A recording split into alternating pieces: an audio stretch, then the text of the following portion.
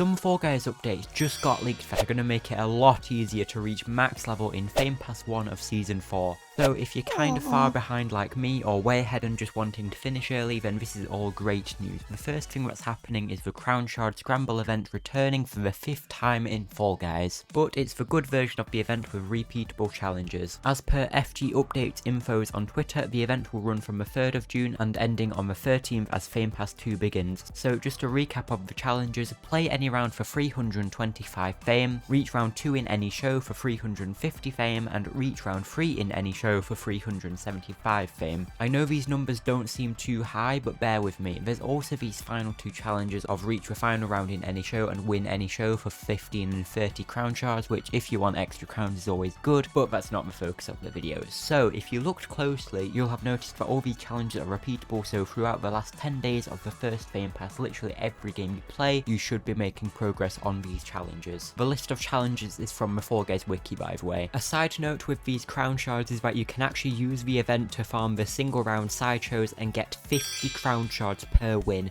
which will literally take like 2 minutes and is basically guaranteed. Now don't count on this because I have a feeling that Mediatonic and Epic Games will patch this as soon as they're aware, maybe even before the event starts, because of just how broken this would be, gaining over 100 crowns if you play for just 6 to 7 hours. Just want to help you all out by mentioning it in case it does happen and you can get a ton of free easy crowns from this if it doesn't get fixed. Now, that alone is pretty good, but for the last week of the Fame Pass we'll also have double fame. This applies to literally everywhere you earn fame, playing the game normally, dailies and weeklies, as well as the Crown Shard Scramble challenges I just mentioned. So yeah, this is from the 6th to 13th of June and will be very, very useful for you to get that last little bit of progress on your Fame Pass. So with that info, it's time to do some maths. Don't be scared away, I've done it all for you already, I'll explain it all very simply. So from this video being uploaded on the 30th of May, that leaves 2 more sets of weekly challenges and 14 more sets of dailies. Future me here just to point out, yes, this video is a bit later than I expected, but since the numbers for challenges don't include the fame you get from actually playing the game, I'll leave them as they are and they'll still be just about accurate, maybe a bit off, but it really shouldn't matter. These challenges are always the same each day and week now for some reason, but essentially if you play 6 shows each day, then your daily challenges should be taken care of as long as you're able to complete these other 3 within those matches. The weeklies are literally just to complete 20 dailies and win a show during that week, and while completing 3 dailies and winning 1 show is enough to get all the fame from these weeklies, you should be doing all the dailies anyway. So let's just assume you can complete all of these every day. That'll be 166,000 fame for the first week, and then since the last week of the Fame Pass is double fame, that one will be 332,000 for a total of just under 500,000 fame. This means that if you're level 57 right now, then you can reach level 120 on the last day of the pass just by completing all the challenges. And even if you were still level 1 now, you can still reach level 67 just on these, which ain't bad at all. But remember, you get fame from more than just dailies and weeklies. Remember that you have to play 6 shows for the dailies, which will certainly be more fame, as well as Crown Shard Scramble, as I mentioned at the start of the video. So even if you miss a few days or are watching this video a few days late, there's still so much fame to be earned here. While I'm not going to go into detail trying to figure out how much fame you'll earn from actually playing the game, because that really varies on how well you do and what shows you play, I've landed at a rough estimate of 630,000 fame, which means that even if you're still at level 40, you should be able to reach level 120 within the next 2 weeks,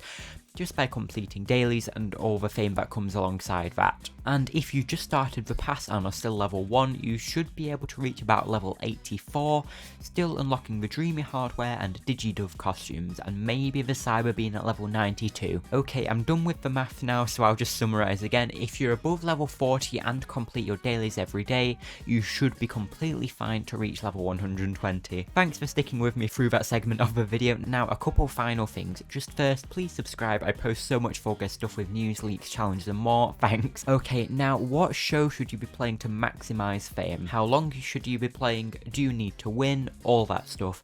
And the answer is basically it doesn't matter too much, but there is one suggestion. If possible, I'd recommend playing proper shows, not the single round creative shows. So create a playlist, core shows and side shows are fine, but if you play the single round creative shows, then you probably will end up with less fame.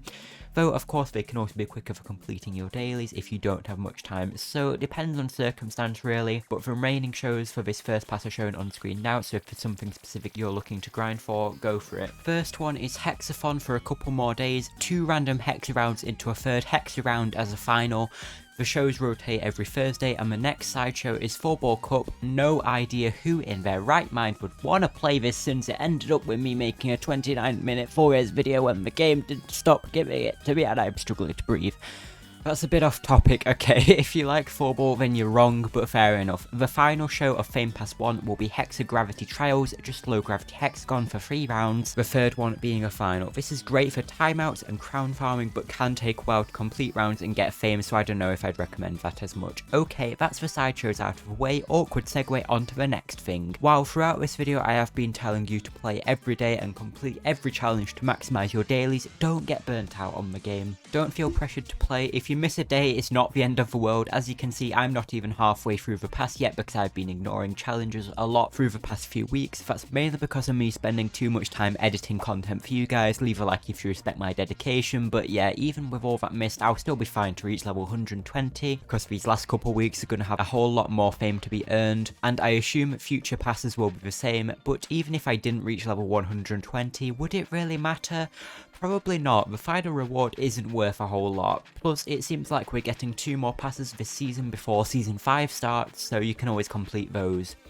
As a reminder, Fame Pass 1 of Season 4 ends on the 13th of June along with the event and double fame ending, and Fame Pass 2 will start immediately, and I'll definitely make a video reacting to the full thing, which includes Laura Craft from Fortnite, by the way. And one last thing I want to acknowledge that is still kinda related to this video, these repeated events. I'm sure you've noticed it. For this first Fame Pass of Season 4, our 3 events have been a Kudos Celebration Challenge event, which was literally just play 100 rounds for some kudos, aka a repeat of Crown Clash from SS1, just without the Fortnite and Rocket League rewards. Next event was the third version of Hexathon, which, while offering another free costume, was pretty neat. It definitely seemed to have a lack of care with the way they didn't even make a new render for it.